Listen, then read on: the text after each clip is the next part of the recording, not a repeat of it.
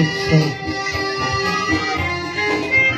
Duhai bujang garis pelembab, jangan diam berbangku tangan. Waktu kan terus berjalan, jangan sampai ketinggalan. Lebih baik kau menangis sekarang.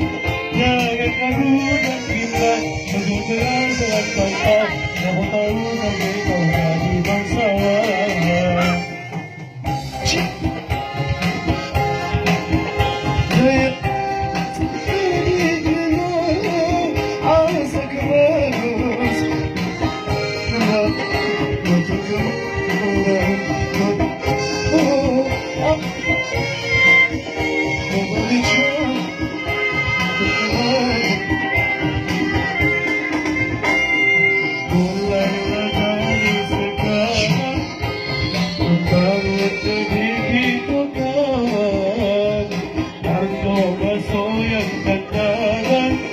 Pasti lebih banyak tantangan.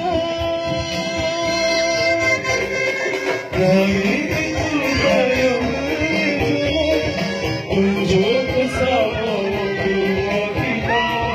Lalu bujang garis pelembab, pasti bisa lebih jauh.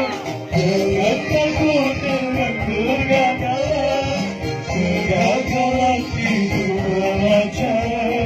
yakin bersama diri kita, kalau kita pasti bisa.